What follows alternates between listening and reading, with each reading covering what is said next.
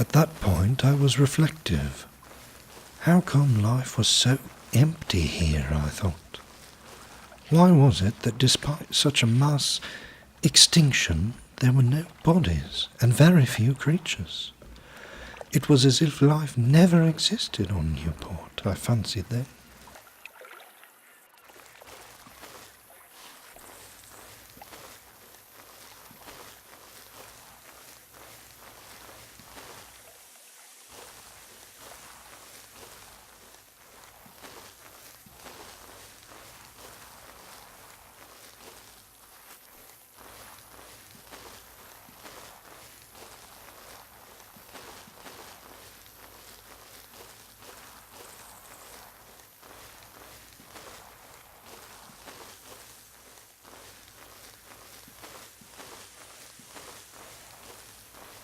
That small alcove of the larger forest interested me in more than one way then.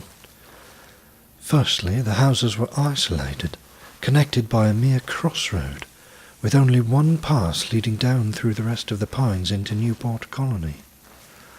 Why were these people granted isolation from the rest of Newport?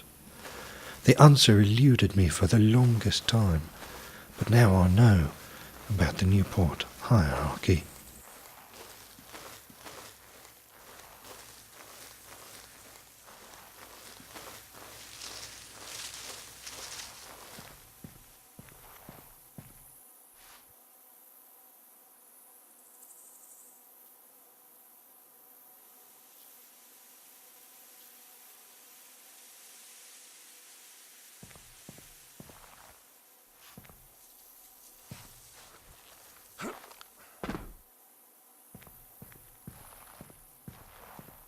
When I left Marsh's house, I had the most peculiar vision, much stranger and more esoteric in suggestion than the last of the winter ones.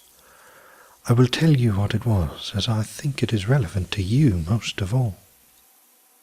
My memory of the jungle is as vast and clear as it was then, much more so than any others that have returned to me through your vile means.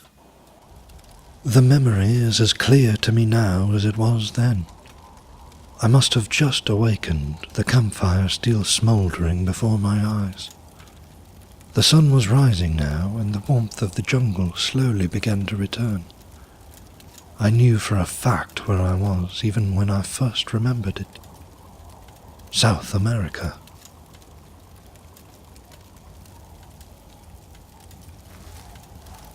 Words escaped me. Even now as I write, my hand shakes violently, acting as a physical representation for the emotions surging through me. My vision is getting sharper. The past seems so dull in comparison to what we've just seen, what we've just found. Coming across the dig site, we found them, all of them, dead. Bodies were scattered every which way, and with a resounding stench, the executor of the massacre emerged and announced in a language too dead for you to understand. Announced that it was all set in motion. Before Gray could get down there, the man killed himself. But there was something off, something sinister beyond just the mortal obviousness of death. There, at the far end of the dig site, sunken into the marble cliff, was an opening.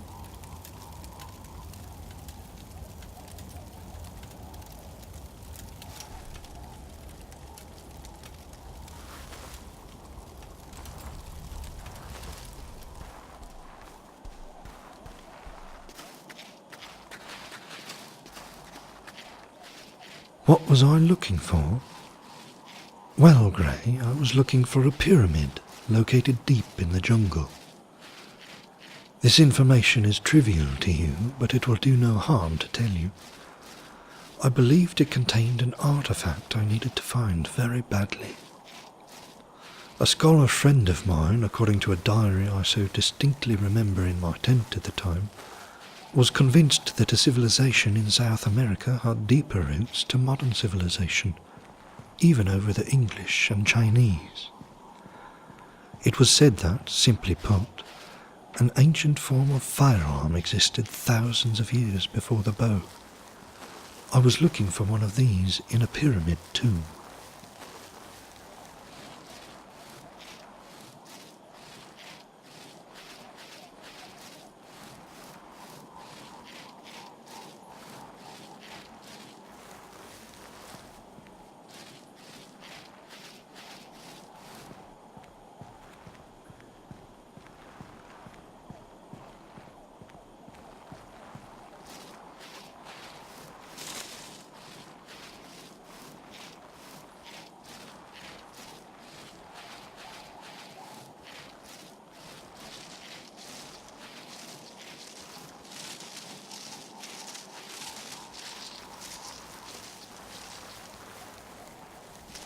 Unfortunately, I do not believe I found it, or at least I can't remember.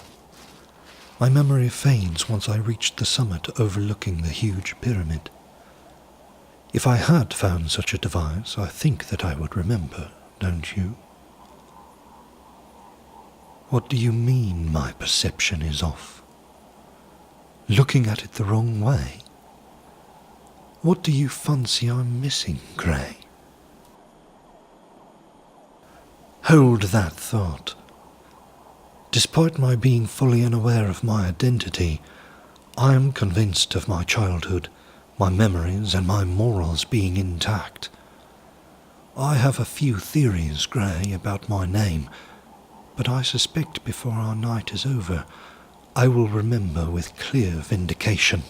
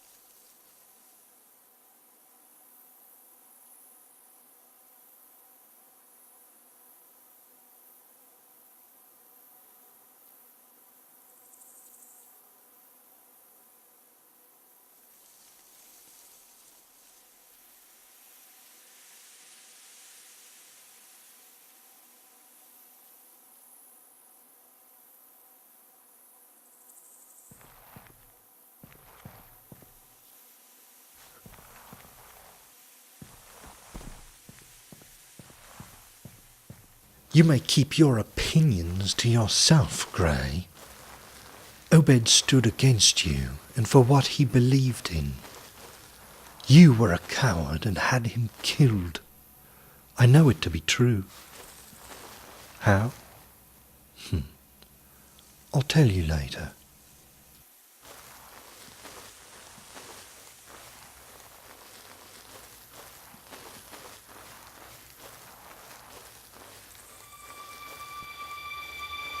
Ah, yes. That was your house in the woods. Do you miss it? Your diary wasn't extraordinary. Your linguistics are basic, a trivial, almost peasant pencraft, matched by a use of overly lavish paper. I think your false sense of entitlement and fame haunts you even now, Gray. Rest assured, no one is coming to rescue you. Not from me.